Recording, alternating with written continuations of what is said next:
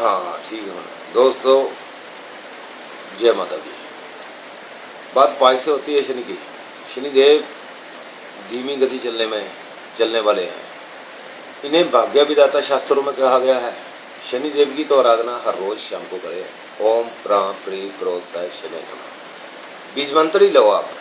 मेरे गुरुजी ने पहले जब मैं शिक्षा ग्रहण करने गया था तो गुरुजी ने मुझे सबसे पहले एक अखबार दी, उस पर बैठा दिया माला देकर, कहोगे ओम प्राण प्री प्रोत्साह का हिसाब करो। मुझे करना नहीं आ रहा था, करमाला करने सिखाई उन्होंने।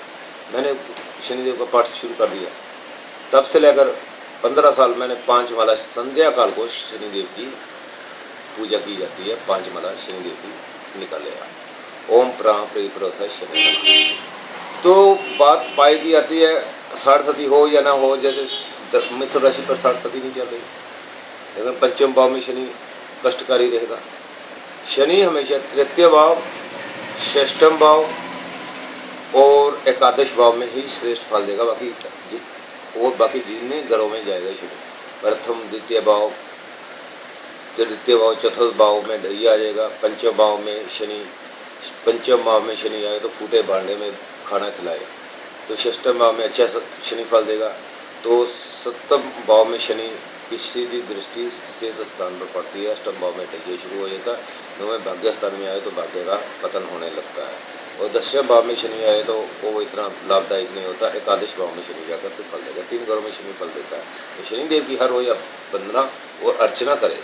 आज जैसे जैसे कि पाई की बात चल रही है, तो मेष राशि, कन्या अतः कुंभ राशि वाले के लिए सोने का पाया चल रहा है, जो कि बहुत ही संघर्षमय स्थितियों के बावजूद उनको धन प्राप्ति के योग जो प्राप्त होते रहेंगे। उसके बाद वृक्ष, सिंह, धनु राशि वालों के लिए वे तांबे का पाया है, जो कि शुभ और लाभदायक रहेगा संवत के आखिर तक। जो गणित हम लोग करते हैं प्राचीन भृगु ज्योतिष के मुताबिक। मिथुन, तुला और मकर राशि के इस वक्त मकर राशि वालों के जातकों पर चांदी का पाया चल रहा है, जो कि धन लाभ प्राप्ति कराएगा शनिदेव। हालांकि 10वें भाव में शनि है तो धन प्राप्ति कराएगा, क्योंकि शनिदेव 10वें भाव में का स्वामी है, 10वें घर का स्वयं स्वामी है। लेकिन पाया चांदी का होने से वो धन लाभ कराएगा। ये नहीं करना चाहिए कि शनि 10वें आ गया तो वो काम बंद कर देगा या 9वें आ जाएगा। तो ये पाव शनि के 4 पाव पर हमेशा चलता है, सोना, चांदी, रजत, तांबा और लोहे पर। तो कर्क, वृश्चिक और मीन लोहे का पाया। पारिवारिक क्लेश, शिरोतली क्लेश शनिदेव करवाएगा। आगे मीन राशि वालों के जातकों पर शनि 9वें भाव में आने से ज़्यादा कह देते हैं, ज्योतिषी बंधु भी कह देते हैं कि भाई आपका 60 सती खत्म हो गई। नहीं, ये पाव के हिसाब से सिस्टम चलता है इनका। तो ओम प्राण प्री प्रोत्साह शनि नमः का जाप करें संध्या काल में, चाहे 2 माला करें। और उसके बाद आप सरसों का तेल डालकर कोली में छोटी सी कटोरी रखिए और सरसों का तेल का चिराग करें। शिव मंदिर के सामने, शिवलिंग के सामने बैठकर करें, क्योंकि शिव भगवान के शिष्य हैं शनिदेव। तो वहाँ करने से ओम, और मंदिर में ही शनिदेव का पाठ करें ओम प्राण प्री प्रोत्साह शनि नमः। उसका टाइम रहेगा पूरा 8 बजे तक। मैं शनि मंदिर जाता हूँ, देखता हूँ क्या आज गोरख धंधा बना लिया है शनिदेव का, कि मंदिरों में मूर्तियाँ स्थापित कर दी। शनिदेव की मूर्ति पर तेल डालते हैं, तेल व्यर्थ जा रहा है। और काले मांस चढ़ाते हैं, काले मांस चढ़ाते हैं, वो काले मांस भी व्यर्थ जाते हैं। इतने 50 किलो मैंने फेंकते बाहर देते हैं, जो खराब हो जाते हैं, तेल से लिपट जाते हैं। तो वहीं दुकान पर बिकने भी आ जाते हैं वापस। आप किसी गरीब या मस्कीन को शनिवार को आप पिंगलवाड़े में या किसी गरीब को काले मांस दान करें, और सरसों का तेल में छाया पात्र कराकर जो शनिवार तेल मांगने आते हैं उनको दें। नहीं तो संध्या काल पीपल के नीचे भी आप सरसों का तेल का चिराग कर सकते हैं। उसे करने से जितना तेल बलेगा उतना शनिदेव, राहुदेव और केतुदेव प्रसन्न होते हैं। तो अब बात यहाँ से शुरू होती है। तो ये पाव के हिसाब से चलते हैं। अब समय का वास जो है वो वनीय के घर में है, संवत का वास। और इस संवत का स्वामी भी है चंद्रदेव और मंत्री भी चंद्रदेव है। तो वनीय के घर में समय का वास होने से व्यापारी वर्ग को काफ़ी लाभ होगा और अच्छा लाभ होगा। शेयर मार्केट बढ़ेंगे और जितने भी और बढ़ेंगे। तो उसमें अब ये चीज़ देखिए कि आज के युग में इंसान इतना आप टोटके वाले उपाय छोड़कर सात्विक उपाय बनाएं और सीधा सीधा उपाय करें। मैं देखता हूँ बहुत सामग्री फेंकने जाते हैं। अब बस से ज़्यादा शनिदेव की गोलियाँ भी बनाकर डाल सकते हैं। सोमवार को शुरू कर लीजिए, सख्त गोली बनानी शुरू करें। शनिवार को जितनी हो परिवार से हाथ लगाकर चलते पानी में विसर्जन कर दें। यहाँ पर मच्छी वगैरह जानवर रहते हैं वो उसमें डाल दें। 84 लाख जूनी है, 42 लाख मात लोग हैं, 42 लाख जल में है। तो वहाँ से आपको अच्छा फल प्राप्त होगा। तो बात इस अब पर आती है जैसे कि अब शनि की सरस्वती है तो बाकी तारों को भी हमने लेना है। जैसे सूरज अच्छा आ गया 1 मास के लिए, सूरज प्रथम भाव में और द्वितीय भाव में अच्छा फल नहीं देता, तृतीय भाव में श्रेष्ठ रहता है और चौथे भाव में भी कृषि में पीड़ा करता है और पंचम भाव में बुद्धि का विकास करता है, षष्ठम भाव में अच्छा फल देता है। तो ऐसे ही स्टार चलते रहेंगे और स्टारों का काम है चलना। उपग्रह इनके जो है वो लाइट अनिष्ट लाइट या अच्छी लाइट है वो हमारी बॉडी में रेंज करती है। नगों का भी बहुत प्रभाव है। नगों का प्रभाव है ये मतलब नहीं कि आपकी राशि कर गया तो आपको वोट डाल ले मोती, नहीं, ये ऐसे नहीं होता। अपने कर्क राशि है, कर्क राशि के 9 चरण है। 9 चरण में ये दिख रहा है कि कर्क राशि पे किस किस चीज़ का असर है। उसको फ्रोजा भी फिट बैठता है। मैंने किसको फ्रोजा पहना है वो फिट बैठे है और आज तक फ्रोजे का ही इस्तेमाल किया। बात इससे आकर ख़त्म होती है कि घर में भगवान की पूजा करनी, अर्चना करनी और भगवान पर आस्था रखनी और भाग्य विधाता है शनिदेव की आप हर रोज ही पूजा करें। ये मेरा आपको शुभ संदेश है। और आप हिंदू सनातन धर्म चलाने के लिए हम आज तक भी ये कह रहे हैं कि गौ रक्षा करें। शनिवार को आप सुंदर कांड का पाठ करवाएं अपने घर में, या सुंदर कांड का आप स्वयं भी कर सकते हैं। बाजार से बुक्स लीजिए, सुंदर कांड का पाठ करें घर में तो और बुधाने का प्रसाद चढ़ाकर बांटे परिवार में, तो उसमें शनिदेव प्रसन्न होंगे। इसमें सुंदरकांड का पाठ श्रेष्ठ माना जा रहा है। पवन पुत्र हनुमान, अंजना के लाल, मारुति नंदन, केसरी नंदन, बजरंगबली भगवान शिव के 11वें रुद्र, रामदूताय विग्रह बाजू पुत्र आय धीमहि तनु हनुमान प्रचोदयात्।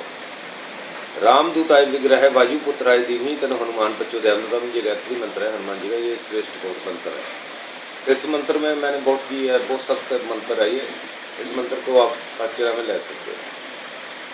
आप बात सुखदेव मुनि से, सुखदेव मुनि जी ने कहा कि गुरु जी मुझे ये बताइए पिताश्री इस समय में से ज्ञानी कोई नहीं है। तो भगवान ने कह दिया तुमसे ज्ञानी है, इस सृष्टि में है बेटा। हाँ बस इस सृष्टि में है। उनके कौन कि राजा जनक। तब उसी वक्त दोस्तों सुखदेव मुनि जी ने लंगोटी और सोटी लेकर, और तब पैदल यात्रा होती थी, तो अवंतिका में पहुंचे। राजा जनक, पहले ऋषि मुनियों की कदर बहुत होती थी। राजा महाराजा भी कोई ऋषि मुनि होती थी तो द्वारे भी उनको रोकते भी नहीं थे। सीधा राजा तक जितने भी मंत्री महामंत्री बैठे होते थे सब उनके सत्कार के लिए खड़े हो जाते थे। आज मंत्री देखो कैसे है। आज मंत्री हमारे भगमे कपड़े पर लाठी उठा रहे हैं। आप हिंदू सनातन धर्म को खत्म कर देंगे। हिंदू सनातन धर्म कहाँ तक था आपको मालूम है? जब समुंदर मथा गया था तो पूरा ही समुंदर को मथा गया था। कैसे मथा गया? भगवान ने जब सृष्टि प्रारंभ हुई थी तो सृष्टि के नायक महादेव ब्रह्मा विष्णु महेश ने कहा कि समुंदर मथो। दानव और मानवों ने समुंदर को मथा। सुमेर पर्वत को लाया गया और शेषनाग की रस्सी बनाई गई। एक तरफ दानव, एक तरफ देवताएं, देव, और कश्यप रूप भगवान विष्णु ने धारा और कश्यप रूप के ऊपर सुमेर पर्वत रख दिया। तब उसमें सबसे पहले विष निकली। विष जो थी वो महादेव के पास गए। सब देव दानव गंधर्व किन्नर सब मरने लगे, विष से व्याकुल होने लगे, सृष्टि का वातावरण जो अब दूषित होने लगा। तो त्रिलोकीनाथ भोलानाथ ने सारी विष अपने कंठ में रख ली, इसलिए नाम उनका नीलकंठ हुआ। उसके बाद माता लक्ष्मी निकली, तो महालक्ष्मी का शास्त्रों में प्रमाण है, श्री विष्णु भगवान जी से शादी हुई। और समुद्र देवता विष्णु भगवान जी के विष्णु भगवान समुद्र देवता के जमाता है। उसके बाद अनन अनन रत्न निकले, ऐरावत हाथी निकला तो वो देवराज इंद्र को दे दिया। तो ऐसे ऐसे रत्न निकलते गए, तो आखिर में धनंतर वैद्य जी कलश लेकर निकले, कलश लेकर भी निकले अमृत का, वो भी आपने सब पढ़ा होगा, सुना होगा। तो उसके बाद निकली मदुरा, मदुरा थी राक्षसों के लिए। तो देवताओं को तो अमृत पिला दिया। तो एक राहु नाम का एक राक्षस था, उसको उसकी बुद्धि बहुत तीव्र थी, वो अपने गुरुजी का रोज चरणों का ध्यान लगाता था। उसने अपना काया पलट कर कर देवताओं की पंगत में आकर बैठ गए। जब देवताओं की पंगत में आकर बैठ गए तो सूर्य देव और चंद्रदेव और देवगुरु बृहस्पति ने पहचान लिया कि हे विष्णु भगवान, अब मौनी रूप धारण कर देवताओं को पंगत के बीच में जी बैठा है राहु नाम का राक्षस। भगवान ने क्रोधित होकर सुदर्शन चक्र उनके पीछे छोड़ दिया। राहु के 2 धड़ हो गए, उसमें एक केतु बन गया, एक राहु बन गया। तब देव देवताओं ने कहा, हे नाथ, हे द्वारकाधीश, हे प्रभु, हे विष्णु भगवान श्री हरि, आप दूसरा न छोड़ना, जितने इसके पीस होते जाएंगे उतना ये बन जाएगा। अब इसकी, तब भगवान ने कहा कि इसकी गिनती जो राक्षसों में नहीं आएगी, नवग्रहों में आएगी। तो राहु ने कहा सुंदर चंद्रदेव और देवगुरु चंद्रदेव को और चंद्रदेव और सूर्यदेव को, तो मैं आपको ग्रस्ता रहूँगा। तब से ग्रस्ते हैं। वो जब पूरा जोर हो जाता है ग्रहण का, तब वीर बजरंगबली हनुमान जी आकर ग्रहण को हटाते हैं। आज तक भी ये प्रमाण है। आज 15 विषय पाप और 5 विषय पुण्य सिर्फ। तो सतयुग जब प्रारंभ हुआ था तो उसमें 19 विषय पुण्य और 1 विषय पाप था। द्वापर में, त्रेता में 5 विषय पाप, 15 विषय पुण्य था। तो द्वापर में 10 विषय पाप और 10 विषय पुण्य था। एक घाट पर गहूं और गौ माता, एक घाट पर ही, एक ही घाट पर सिंह यानी कि शेर पानी पीते थे, राजा परीक्षित का तक। उसके बाद कलयुग की प्रारंभ हुआ। तो कलयुग में 5 विषय सिर्फ अब पुण्य रह गया है, अब 15 विषय पाप चल गया। जब डिग्री उसकी जैसे डिग्री जो चलेगी, तो जब 2 विषय रह गया जाएगा तो उसके बाद प्रलय आएगी। कलिक अवतार धारकर गौड़ कन्या की ब्राह्मण की लड़की से भगवान विष्णु अवतार लेकर अधर्मियों का नाश कर धर्म का स्थापित करेंगे।